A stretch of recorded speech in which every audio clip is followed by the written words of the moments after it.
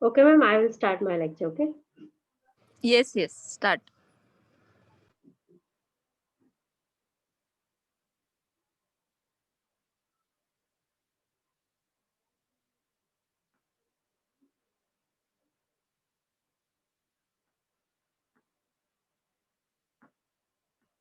Good morning, students.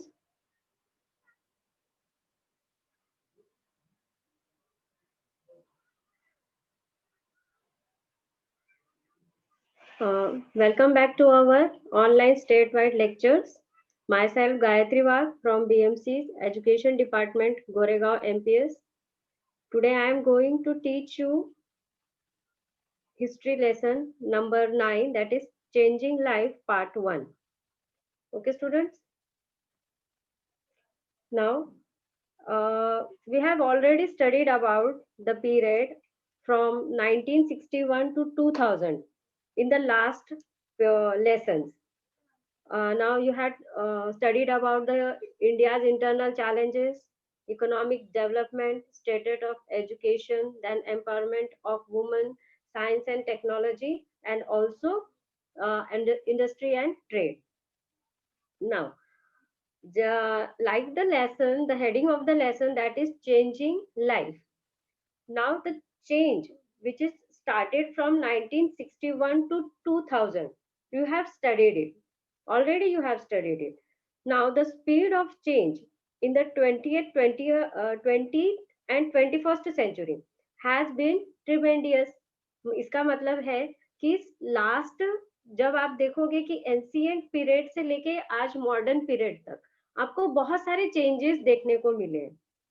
और as we know the changes are very good, changes हमेशा अच्छे ही होते हैं, but in the last chapter we have studied about the science and technology, but in the first chapter we had studied about the internal challenges, which challenges which we see when we are not independent, when britishers are ruling on our India. Getting it? Then what happens, students, after we get independence, after when we get independence, the things which we could not have seen imagined earlier are now a part of reality. It means what, कि जो कुछ चीजें हम लोगों ने कभी सोची ही नहीं थी, कब नहीं सोची थी, when we are dependent. Britishers जब हमारे ऊपर रूल कर रहे थे तो बहुत सारी चीजें ऐसी थी जो हमने कभी सोची ही नहीं थी कि ये सब चीजें होंगी या फिर फ्यूचर में होने वाली है, but what happen, that happens. Okay, though we know about the changes, but some changes were happened those we could not have even imagined earlier, but now those are being a part of our life, and this change is known as modernism और modernisation. अब आपको समझ गया modernisation का मतलब क्या होता है? What is modernization? Now modernization is a process by which modern scientific knowledge is introduced in the society, okay, in the society with the ultimate purpose of achieving a better or more satisfactory life in the broadest sense of the term expected by the society concerned. It means what, कि हम लोग सिर्फ ऐसे नहीं बोल सकते कि modernisation क्या होता है, मॉडर्नाइजेशन की हम लोगों की रहन सहन की जो चीजें बदली है उसको हम मॉडर्नाइजेशन बोल रहे हैं, दैट इज नॉट मॉडर्नाइजेशन। कि जो फैशन आ रहा है उसको मॉडर्नाइजेशन बोल रहे हैं, जो हम घर में चीजें यूज कर रहे हैं उसको हम मॉडर्नाइजेशन बोल रहे हैं। Modernization is a huge concept, ये बहुत बड़ा कंसेप्ट है, जिसमें से हम सिर्फ किसके बारे में सोचते हैं कि जो कुछ हम लोग कपड़ों में चेंजेस ला रहे हैं या फिर हमारे सिस्टम में, कि हम लोग घर में जो चीजें यूज कर रहे हैं वो मॉडर्नाइज है, that is not the full meaning of modernization. Modernization क्या हुआ कि जब हम एंशिएंट या फिर मेडिवल पीरियड में थे, ठीक है, when we are going through the ancient and medieval period, what we see कि At that time, religious things are very important. ठीक है, रिलीजन जिसको हम बोलते हैं धर्म, जात पात, ये सब जो चीजें थी उस टाइम पे बहुत ही ज्यादा मायने रखती थी. But when this modernization comes, it have to be change. वो भी चेंज हो गया, तो इसको भी हमने क्या बोला, सोसाइटी का modernization. Modernization of society. Now maybe the religion as Hindu, Islam, Christianity, Sikkim, or Sikhs, that is Jainism, Buddhism. After that, Judaism. Lots of religions are there in our India. We know that. But what happened as the time changes? Because we are studying about changes of changing in the life of our society. Now, as the time changes, all these religions also changes. Okay. Now, to change this, a man named Dr. Baba Saheb Ambedkar brought a major change in our traditional mindset. What? In the traditional mindset. ठीक है. Modernism ने क्या किया कि modernism लाने के लिए जो डॉक्टर, हमारे डॉक्टर बाबा साहेब अम्बेडकर थे, उन्होंने क्या किया कि जो सोसाइटी थी उसका माइंड सेट चेंज करने की कोशिश की. जो उनकी मेंटेलिटी थी उसी को चेंज करने की सोची. और क्योंकि वो अकेले अगर रहते तो ही कांट, अगर वो अकेले कुछ करते तो ये नहीं जल्दी होता. तो इसलिए उन्होंने क्या किया कि bring this change to the constitution. Okay, उन्होंने क्या किया कि ये जो चेंजेस थे वो डायरेक्ट कॉन्स्टिट्यूशन में ही लेके आ गए. And he brought a sea changes in our traditional mindset. He brought it about through the medium of the Indian Constitution. जो इंडियन कॉन्स्टिट्यूशन है उसी के थ्रू उन्होंने ये सब चेंजेस लाने की कोशिश की है. Okay. Now according to our constitution, what our constitution says, all Indians are equal. All Indians are equal before the law. Law, क्योंकि कॉन्स्टिट्यूशन है, कॉन्स्टिट्यूशन में different types of laws are there. And what the law says that all Indians are equal and they cannot be discriminated against the basis of religion, race, caste, gender, or place of birth. Now, first of all, we have to understand what is this. That we cannot be discriminated against the basis of religion. Religion का मतलब होता है हमारा जो धर्म है वो. ठीक है. कोई भी, क्योंकि हमको कॉन्स्टिट्यूशन क्या बोलता है कि we all are equal. Now what, in which sense we are equal? First of all religion. Religion का मतलब है हमारा धर्म, चाहे वो हम सिख हैं, हिंदू है, मुस्लिम है, जैन है, या फिर कोई भी हमारा धर्म है जिसको हम हमारे बर्थ से मानते आ रहे हैं. तो वो जो धर्म है वो हमको कभी भी कहीं भी कम नहीं दिखाता है. As according to our constitution, we all the religions are equal. Next one is this, race is there. Now what do you mean race? Race का मतलब होता है जो ब्लैक एंड व्हाइट होते हैं. ठीक है, जिसको हम वर्ण बोलते हैं.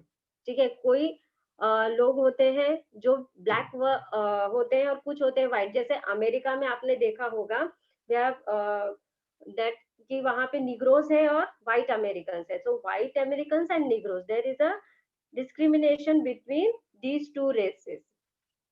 But what our constitution says, that in India, if we are from any race, we have equal opportunity to use this constitution. Okay. After that, caste. caste हो गई हमारी जात, जो हम बोलते हैं कि हमारे बाय बर्थ हमें जो मिलती है वो है हमारी जात. जो भी लोग होते हैं वो जात को लेके बहुत ही सेंसिटिव होते हैं. और बिकॉज एंशिएंट पीरियड में इन सब बातों को बहुत माना जाता था. They are very particular about it.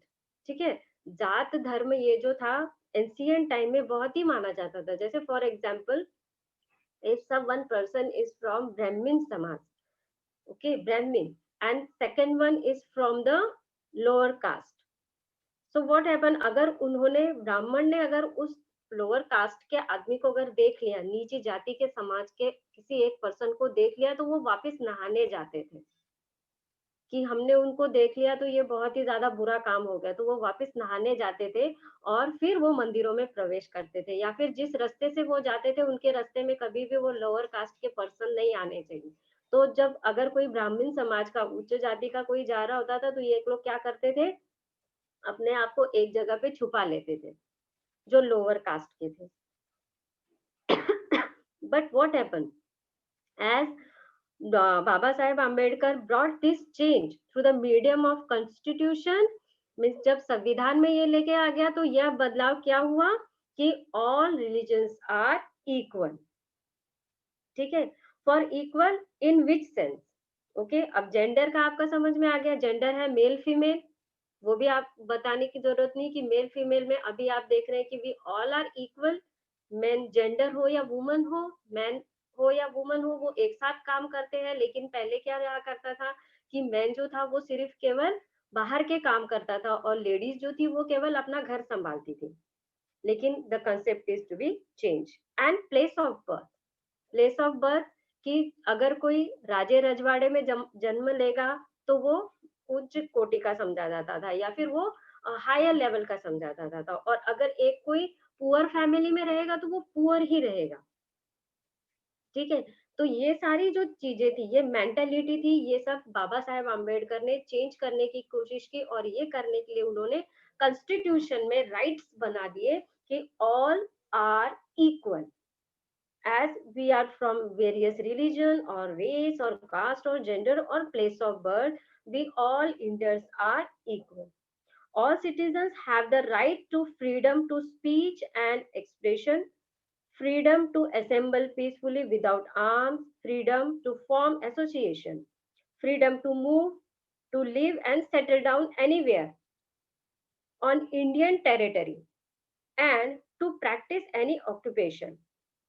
Indian citizens living anywhere in India enjoy the right to nurture their language, spirit and culture. Now what happened? See, जैसे हमने बोला कि we all are equal, but in the which sense? अभी हमने ये तो बोल दिया कि we are equal in religion, race, caste, gender and place of birth. But which type of freedom we have? Now we have the freedom to speech, freedom of speech. अब freedom of speech का क्या मतलब है कि हम अपनी बातें किसी के सामने पुट अप कर सकते हैं। ठीक है, अब किस टाइप की बातें हैं, सी एक before independent we were thinking in primitive way. Primitive का मतलब होता है, प्रिमिटिव वे मीन्स एक दकियानुसी सोच होना। ठीक है, एक पुरानी गंदी सोच होना, दकियानुसी सोच होना, तो उसको हम बोलते हैं primitive way. The people are before dependence, all people were thinking in primitive way, वो बहुत ही ज्यादा दकियानुसी वे में सोचा करते थे। लेकिन जैसे कैसी सोच थी, मैंने अभी आपको बताया कि इंफीरियर जो कास्ट के लोग होते थे, जो सफाई करते थे, मैला उठाते थे, इन लोगों का लोग दर्शन ही नहीं करते थे, उनसे कोई बोलना नहीं चाहते थे। But after this constitution, people should think in the modern way. उनको मॉडर्न वे में सोचना पड़ेगा। अब क्या सोचना पड़ेगा, जैसे अनटचेबिलिटी, इसको दूर कर दिया। After that freedom of speech, मैंने आपको बोला, तो फ्रीडम ऑफ स्पीच क्या है कि आप कोई भी चीज, अपने मन की बात कहीं पे पुट अप कर सकते हो। Okay, maybe any president of India हो या फिर कोई पुअर फैमिली का पर्सन हो, any person is there, he can draft his speech. वो अपनी बातें जो है वो लोगों के सामने रख सकता है। ठीक है, after that and expressions, again speech and expressions का मतलब यही है कि आप अपनी मन की बातें जो है, फीलिंग्स जो है वो सामने रख सकते हैं। अब देखिए, अगर हम लोग मार्केट में जाते हैं, we are going to market to brought some vegetables और एनी आर्टिकल, अगर आपको वो चीज पसंद नहीं आती तो हम लोग बोल सकते हैं, उनके साथ में आर्गुइंग कर सकते हैं कि ये देखिए, ये दिखाइए, वो दिखाइए, वो दिखाइए। We are free to speech. ठीक है, अभी आप देख रहे हैं कि मराठा मोर्चा का क्या चल रहा है, वी आर फ्रीडम, हमको फ्रीडम है कि हमको जो चीज चाहिए हम उसके लिए कॉन्स्टिट्यूशन के सामने अपनी मांगे रखेंगे। ठीक है, तो ये सब क्या है, हमारी फ्रीडम टू स्पीच है। Okay, now what is constitution says, if you are free to show your speech and expression, but in which way? In the peaceful way. आपको अपनी स्पीच भी अगर सामने रखनी है तो कैसे रखनी है? एक पीसफुल वे में। पीसफुल मतलब है अगर हमको कोई चीज चाहिए भी तो हमको कहीं पे तोड़फोड़ नहीं करना है। ठीक है, अब क्या हम लोग देखते हैं कि कुछ नुकसान मतलब स्ट्राइक हो गई, कुछ हो गई, नहीं माना तो लोग क्या करते हैं, पत्थर फेंकते हैं। जो गवर्नमेंट व्हीकल्स होती है उसमें तोड़फोड़ करते हैं, लोगों को नुकसान पहुंचाते हैं। तो that is not the proper way to show your freedom of speech. Okay, now what to do? We have to assemble peacefully to show the speech and expression without any arms का use हमें करना नहीं है। freedom to form association, freedom to move। Association है मतलब हम लोग groups बना सकते हैं, we can form groups, parties। ठीक है, ये सब हम लोग कर सकते हैं। एंड फ्रीडम टू मूव, हम यहाँ से वहां कहीं पे भी जा सकते हैं, we are free to move. To live and settle down anywhere on Indian territory. ठीक है, we are free to settle down anywhere. See our Mumbai, you can see in our Mumbai, different people from different states are coming there and settle down there। ठीक है ना, हमारी मुंबई में पूरे देश भर से लोग आते हैं अलग अलग स्टेट्स के, और वो वहां पे काम करते हैं और वहीं पे सेटल डाउन भी हो जाते हैं। This is the best example of this line, that we are free to settle anywhere in Indian territory. हम इंडियन टेरिटरी में कहीं पे भी सेटल डाउन हो सकते हैं। Citizen Indian citizens living anywhere in India enjoy the right to nurture their language, spirit, and culture. Okay, we are free to nurture our language. If we are Marathi, we can speak Marathi. If we are Tamil, we can speak Tamil. Okay, we are Punjab, yeah, we are from Punjab, we can speak Punjabi. Okay, there is no restriction to show our love for our language।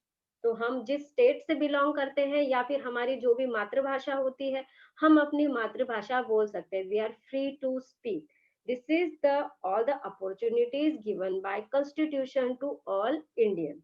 Okay, now these provisions in the constitution shook the foundation of the caste system। It helped to make the practice of vocations running in the family obsolete।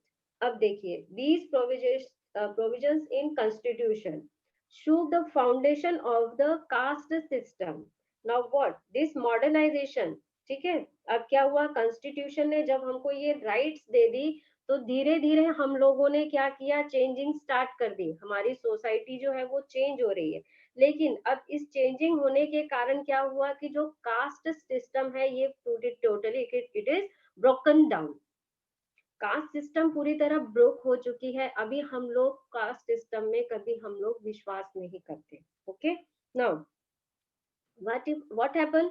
It helped to make the practice of vocation running in family obsolete। पहले क्या हुआ करता था कि अगर कोई baby है, अगर वो फार्मर के घर में उसने जन्म लिया है तो उसको हमेशा फार्मिंग ही करनी पड़ेगी। ठीक है, उसको क्या करनी पड़ेगी, हमेशा फार्मिंग ही करनी पड़ेगी। Getting it? लेकिन व्हाट द ये जो चेंजेस आए हैं इन्होंने क्या शो किया कि अगर आप किसी भी फैमिली से बिलोंग करते हो, किसी कहीं से भी बिलोंग करते हो, but if you are talented you can open your own other business. ठीक है, ये हमको किसने दिया, हमारे कॉन्स्टिट्यूशन ने हमको दिया है। और this is a example of modernization. Modernization हुआ है क्यों? क्योंकि पहले ऐसा हुआ करता था कि अगर कोई इंफीरियर कास्ट में अगर हुआ है तो उसको हमेशा इंफीरियर काम ही करने पड़ेंगे। ठीक है, जैसे मैंने आपको बताया कि अगर कोई ब्राह्मण होता है तो उसका बेटा भी ब्राह्मण ही बनता है। ठीक है, अगर कोई वाणी समाज के इसमें बनिया के घर में पैदा होता है तो वो बच्चा बनिया ही बनता है। ठीक है ना, लेकिन ये जब से कॉन्स्टिट्यूशन ने हमको राइट्स दिए, ऑल दीज चेंजेस, जैसे अभी आपने वो सुपर 30 जो मूवी आया था उसके अंदर देखिए, राजा का बेटा राजा नहीं बनेगा। ये जो लाइन थी, दिस शोज दिस सिस्टम। ठीक है, कि जो हमारी पुरानी बातें चली आ रही थी कि इसका बेटा यही बनेगा, इसका बच्चा यही काम करेगा, तो कास्ट सिस्टम जो है ये अब हमारे कॉन्स्टिट्यूशन ने तोड़ दिया। अब किसी भी कास्ट का पर्सन, उसको जो अच्छा लगता है, जो उसके अंदर, जिसके अंदर टैलेंट है, जो काम वो कर सकता है, वो फ्रीली ये सारी कामें कर सकता है। So the constitution gives up this provision and this change become the trend in every field of our life. हमारी लाइफ में हमने ये सब चीजें अपना ली है कि अभी आप फ्रेंड्स भी होंगे, बहुत सारे फ्रेंड्स है, but they are from different caste, they are from different religions, but we are friends. Okay, now thus begin a series of minor and major changes in the society.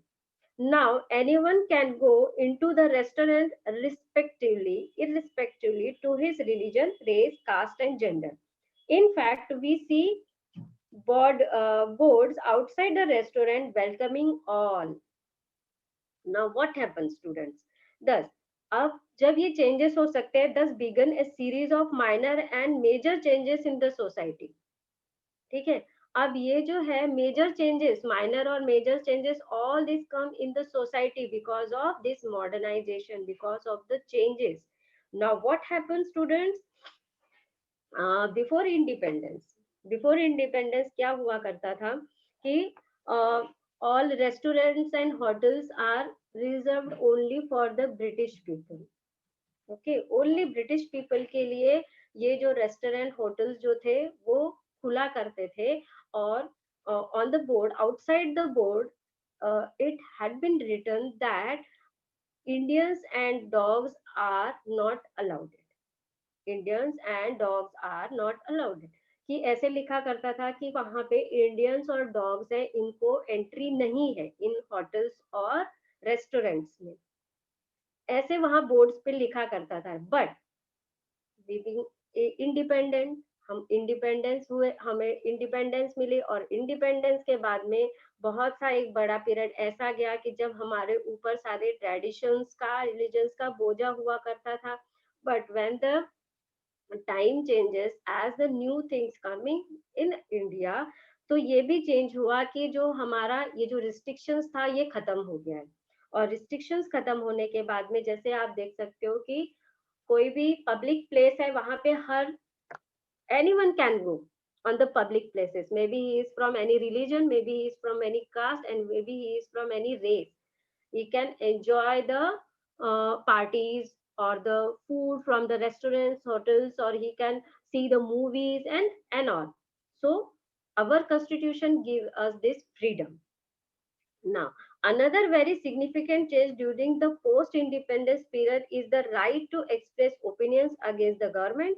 Earlier, where there were limits on the expressing any opinion against political rulers, now Indian citizens can register their protest against the policies of the government through newspapers, speeches, and all the other media. See, again, one more change is there, that before independence we are very bounded. We can express our feelings to others, or we can't join any other parties also. Okay, कि उससे पहले क्या हुआ करता था, Britishers के rule में क्या हुआ करता था कि हम लोग कुछ नहीं कर सकते. हमको बोला कि आपको यहाँ पे रहना है, यहीं पे रहना है, आपको ये करना है, आपको वही करना है. But as the time changes, time change होने के बाद में क्या हुआ कि हमें एक्सप्रेशंस, मैंने आपको बताया कि आप अपनी बातें दूसरों के सामने रख सकते हो, ओपिनियंस दूसरों के सामने रख सकते हैं, हम अपने हक के लिए लड़ सकते हैं.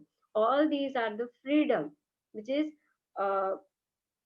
We get from the constitution. Okay, and next one क्या था कि Indian citizens can register their protest against the policies. अगर आपको कोई चीज पसंद नहीं है तो इंडियन उसके अगेंस्ट प्रोटेस्ट कर सकता है.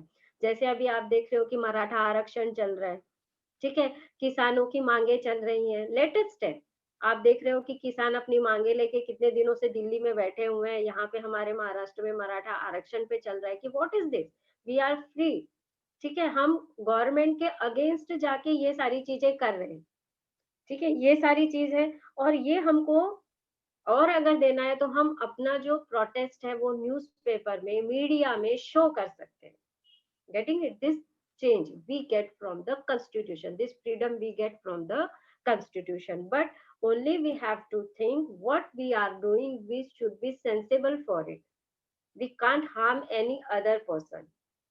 हमें कोई चीज चाहिए तो इसके लिए हमें दूसरों को दुख नहीं देना है, दूसरों के ऊपर कोई ज्यादती नहीं करनी है, लेकिन कॉन्स्टिट्यूशन हमको ये सारी चीजें देता है। अब इंडिया में हम लोग इतने दिनों के बाद में ये जो सारी कर रहे हैं, तो कितनी चीजें हम अलाउ कर रहे हैं, नहीं कर रहे हैं, ये हमको खुद मालूम है, लेकिन कॉन्स्टिट्यूशन ने हमको ये सारी चीजें दी हुई है। Okay, now the next topic is the institution of the family. Now अभी हमने देखा कि कॉन्स्टिट्यूशन ने हमको किस तरह से फ्रीडम दी है, हमें राइट्स दिए हैं कि what we have to do and not to do from the society, in the manner of society. अगर हम society, because man is a social animal, man ही एक सोशल एनिमल है, he have to stay in a society, एक social conference के अंदर वो रहता है, ठीक है। तो अकेले नहीं रह सकता, पर्सन कांट लिव अलोन, ठीक है। तो हमारी एक सोसाइटी है, तो सोसाइटी में ये सारी सारी चीजें जो है, कॉन्स्टिट्यूशन ने हमको राइट्स दिए कि आपको इन द सोसाइटी कैसे रहना है। Okay, now next to the institution of the family. अब family, during the pre-independence period, the institution of family was an important identifying features of Indian society. India was known all over the world as the country of joint families. See, during the pre-independence period, मतलब independence के पहले, the institution of the family was an important identify feature of Indian society. Indian society का एक identifying feature था कि India में सबसे ज्यादा joint families रहती, ठीक है।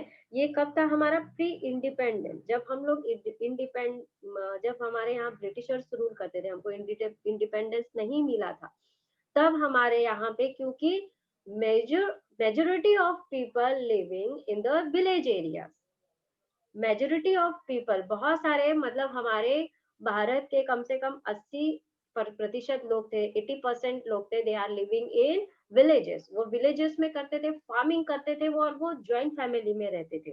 ओके, इसलिए India is known as the country of joint families. However, the wave of globalization has now given an impetus to the system of nuclear families. But what happened as the globalization comes, as the modernization comes, अब जैसे जैसे हमारा science, technology, industries, trades ये बढ़ते चले गए, as it increases, जैसे वो बढ़ते चले गए, तो क्या हुआ कि गांव से लोग शहरों में आने लगे काम करने के लिए। And as they came to the urban cities or cities to work, they settled down there and with their families, small families, not with their huge family. Okay, and now it become introduced to the nuclear family. Means see the social change. Social change क्या हुआ कि जहाँ पे हमारे यहाँ पे लोग गांव में एक साथ ज्वाइंट फैमिली में रहते थे, लेकिन काम की वजह से लोग शहरों की तरफ आए, सिटीज की तरफ आए, तो वहां पे वो लोग शहरों में रहने के लिए सिर्फ अपनी एक छोटी सी फैमिली में, तो अब वो न्यूक्लियर फैमिली हो गई। Getting it? तो कॉन्स्टिट्यूशन मॉडर्नाइजेशन के हिसाब से, जहाँ पे कॉन्स्टिट्यूशन ने हमको ये सारी चीजें फायदेमंद दी है, सोसाइटी में कैसे रहना है, सोशल वेलफेयर कैसे करना है, तो उसी पे जगह पे हमको क्या देखने को मिला कि कहीं पे we are divided into nuclear families, we are divided, हम लोग हमारे न्यूक्लियर फैमिलीज में डिवाइड हो चुके हैं। Okay, next one is the social welfare. Okay, what the social welfare says? Now the social welfare says that, sorry, I have gone forward, just a minute.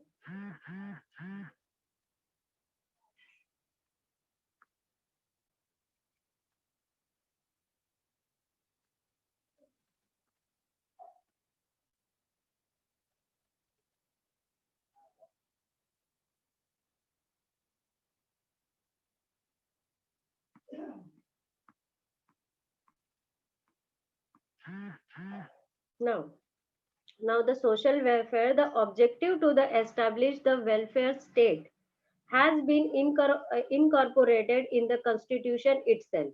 India is the first country in the world to do.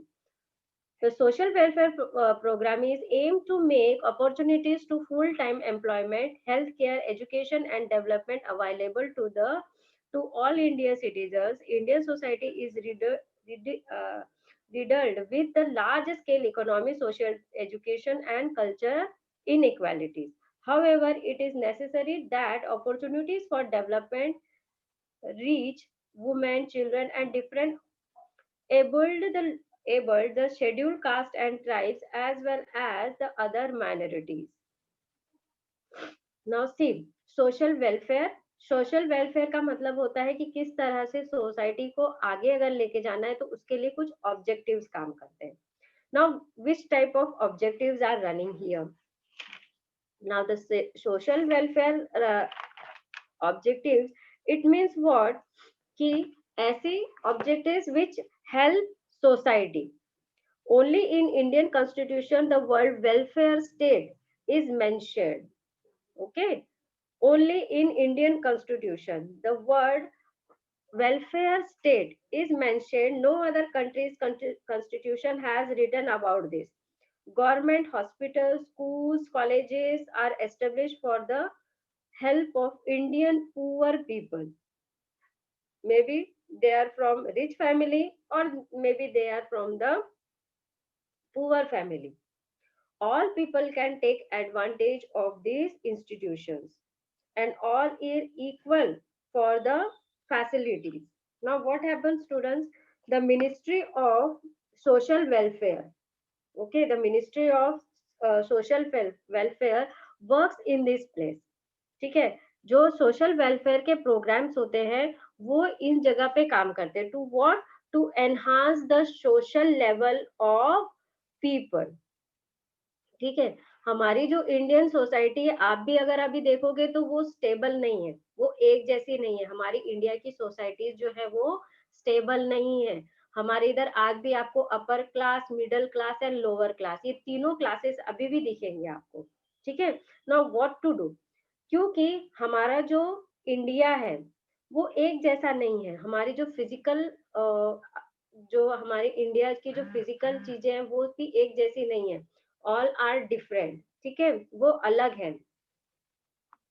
तो क्या करेंगे इसके लिए? तो India ने constitution ने क्या किया कि जो लोअर कास्ट के लोग थे, ठीक है, उनको आगे लाने के लिए उनको कुछ रिजर्वेशंस दिए, उनको अपॉर्चुनिटीज दी कि वो आगे आने चाहिए. ठीक है, उनको एम्प्लॉयमेंट दिया, उनको हेल्थ केयर दिया. After that they give education to them. Okay, उनके लिए अलग स्कूल्स बांधे गए जहाँ पे उनके लिए हॉस्टल्स थे, मेसेस थी, जिसके कारण ये जो बैकवर्ड पीपल के जो बच्चे हैं वो वहां पे आके पढ़ सके और आगे बढ़ सके. ठीक है. Again, Indian society is riddled with the large scale economic, social and educational and cultural inequalities. फिर भी हमको क्या दिखेगा कि हमारे इंडिया की सोसाइटी है, इसके अंदर बहुत बड़ी इकोनॉमिक चेंज डिफिशियंसी है. क्या? कि देखो जैसे जो बड़े हैं, अपर क्लास के लोग हैं, उनके पास में बहुत पैसा है, रहने के लिए बहुत बड़े बड़े बंगले हैं, गाड़ियां हैं, ये सब है. लेकिन लोअर कास्ट के लिए उनको छोटी सी झोपड़ी मिलती है, उनके पास में एक साइकिल से ज्यादा कोई चीज रहती नहीं है, मजदूर वर्ग बहुत ज्यादा है. तो ये सब जो है हमें लार्ज वे में इकोनॉमिक जो है हमको चेंजेस दिखते हैं. फिर एजुकेशन, एजुकेशन भी आप देखिए कि अपर क्लास के लोग हैं वो अपना बच्चों का एजुकेशन वो अबॉर्ड कराते हैं. हमारे जैसे अगर मिडिल क्लास के होते हैं तो वो गवर्नमेंट स्कूल में कराते हैं और लोअर पीपल के तो बच्चे पढ़ते ही नहीं है. ऐसे हमको इनइक्वालिटी जो है वो दिखती है. तो अब ये जो इनइक्वालिटी है उसको अप करने के लिए, to enhance the quality of lower and middle class people to the upper class. तो व्हाट हैपेंस, सोशल वेलफेयर जो डिपार्टमेंट है वो काम करता है. व्हाट है, however they are giving opportunities to develop women, children and different able the scheduled caste and scheduled tribes and other backward people. ठीक है, तो इसके लिए वो वुमेन के लिए लेडीज के लिए हो, बच्चों के लिए उनका एजुकेशन हुआ, शेड्यूल कास्ट और ट्राइब्स और अदर माइनॉरिटी जो है उनके लिए ये लोग काम करते हैं. Okay, that is why on 14th June 1964 the government of India instituted the Ministry of Social Welfare. Under his ministry various programs are implemented for nutrition and child development, social security and social protection, women's welfare and development. A similar arrangement exists at the state level too.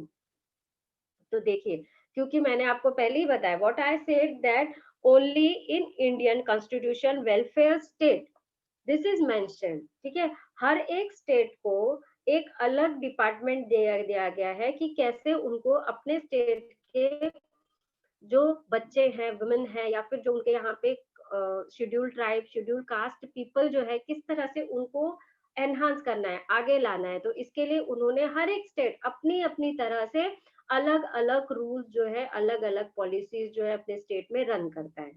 Government जो national government है वो तो देती है, इसके साथ में जो स्टेट लेवल की गवर्नमेंट है ये भी अलग अलग टाइप के चीजें जो है वो इनको प्रोवाइड करते हैं, अपॉर्चुनिटी प्रोवाइड करती है. Now for example nutrition for child. ठीक है, अब जैसे आप स्कूल्स में देखते हो आफ्टरनून में मिड जो हमारा मिड डे मील जो होता है वो बच्चों को दिया जाता है. For what purpose mid day meal क्यों दिया जाता है? क्योंकि जो बच्चे गरीब घर के होते हैं उनके यहाँ उनके मम्मी पापा उनको स्कूल में नहीं पहुंचाते हैं, क्योंकि उनके घर में खाने के लिए नहीं होता है. वो बोलते हैं कि हमारे बच्चे स्कूल जाएंगे तो यहाँ पे हमें कमाने वाले बच्चे कम पड़ेंगे, तो फिर इसके लिए उनको हम कहाँ से खाना देंगे. तो क्या, तो गवर्नमेंट ने क्या किया, what they do, they give mid day meal. उन्होंने दोपहर का खाना देना स्टार्ट किया. अब दोपहर का खाना मतलब क्या होता है, मिड डे मील. तो उसके अंदर ऐसा मील दिया, they provide such type of food in which that is nutritious food.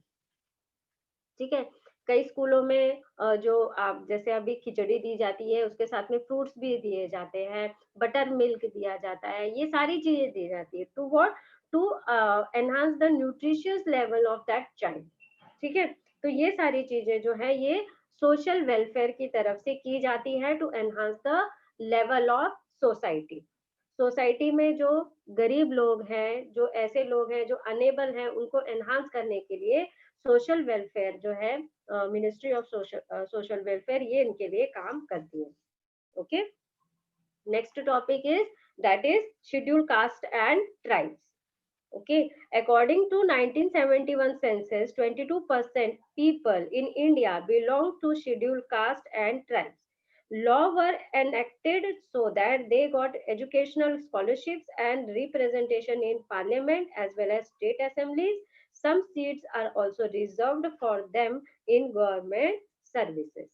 Okay, see, scheduled caste and tribes. अब मैंने आपको बताया है कि किस तरह से इनको जो सोसाइटी है उसको एनहांस करना है. ठीक है, अब एनहांस करने के लिए सी मैंने आपके सामने एक चार्ट रखा है जिसके अंदर आप देखते हो ब्राह्मण है, क्षत्रिय है, वैश्य है, शूद्र एंड अनटचेबल्स. तो see the line of untouchables वो 5th नंबर पे आती है, अनटचेबल्स.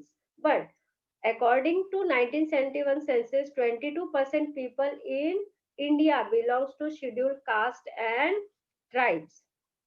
सी ये जो 5th नंबर है ये हमको, ये जो बीच की जो लाइंस है ये हमको खत्म कर देनी है.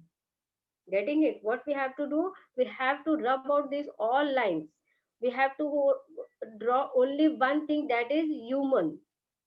हमको ये सब खत्म करके क्या करना है, केवल एक ह्यूमन रखना है. तो इसके लिए क्या करना है, in India laws were enacted so that they got education scholarships and representation in parliament. ठीक है, उन्होंने इस तरह से उनको रिजर्वेशंस दी है, क्योंकि मैंने आपको पहले ही बताया कि जो लोअर कास्ट के बच्चे हैं उनके लिए स्पेशल स्कूल्स ओपन किए जाते हैं, हॉस्टल्स फॉर देम.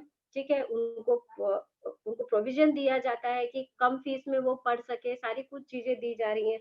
तो अब देने के बाद में उनको स्कॉलरशिप्स दिए जा रहे हैं और उनके साथ में ही पार्लियामेंट में भी, ठीक है, स्टेट असेंबलीज है उनके अंदर उनको रिजर्व्ड प्लेस दी जाती है. And after that in government service also they get reserved seats, reserved place for scheduled caste and scheduled tribes people, that they can enhance their level. Okay. Next one is public health. Now, public health. Now, what do you mean by public health? The health of people of India. That is, the Constitution of India states that the primary duty of the government is to raise the people's standard of living. Now, what is the main purpose of public health?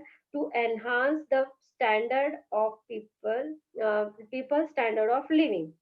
To ensure proper nutrition and to improve public health, the Ministry of Health and Social Welfare at the center helps the state governments in this regard to make primary health services as well as medical care available for rural people, the tribals and the poor was an objective of sixth 5-year plan. Efforts were made towards the helping people maintain good uh, what I'm saying about the public health. Now, our Constitution of India, they are fighting for other things, and also they are trying to enhance the primary level of our poor people, because they can't go anywhere. जो public health है लोगों की वो बहुत ज्यादा जरूरी है, क्योंकि अगर पीपल ही हेल्दी रहेंगे तो इंडिया जो है, जो कोई भी कंट्री है वो हेल्दी रह सकता है. If poor people are there, they are not getting good food or good nutrition, that what happen, the country will collapse. Okay, तो इसके लिए उन्होंने क्या किया कि again constitution make some objectives, some efforts toward the helping people to maintain their good health. इसलिए छोटे बच्चों को जो है देखिए स्कूल में अच्छा खाना दिया जाता है, पीपल जो है उनको अच्छा खाना दिया जाता है, और उसके साथ में उनको हेल्थ फैसिलिटी दी जाती है. Health facility how they are giving, they are providing hospitals to villages. ठीक है, विलेजेस में हॉस्पिटल्स प्रोवाइड करते हैं. उसी के साथ में आपने देखा होगा कि कई बार कैंप्स आते हैं, 2-4 गांव मिला के एक कैंप आता है, आंखों के ऑपरेशन का आता है या फिर किसी और ऑपरेशंस का आता है कि फ्री ऑफ चार्ज में वो लोग ऑपरेशंस करा सकते हैं. In very less amount they can treat their major problems. Cancer जैसी बात बीमारियों के लिए भी वो लोग कैंप्स लगाते हैं, और वो लोग वहां पे आके अपनी दवाई वगैरह ले सकते हैं. तो ये सारी चीजें जो है ये होती है. तो ये सब करने के लिए होम्योपैथी है, आयुर्वेदी है, नेचुरोपैथी है और एलोपैथी, जो हम मेडिसिन लाते हैं डॉक्टर से, ये सब एलोपैथी में आते हैं. तो ये सारी चीजें लेके जो इंडिया के पीपल हैं वो अपनी हेल्थ को अच्छा रख सके, इसलिए कॉन्स्टिट्यूशन जो है, गवर्नमेंट जो है, इन सब बातों के लिए काम करती है. Okay, we will proceed in the tomorrow's lecture. Till then, good bye. If any problem is there, you can ask tomorrow. Okay. Thank you, ma'am.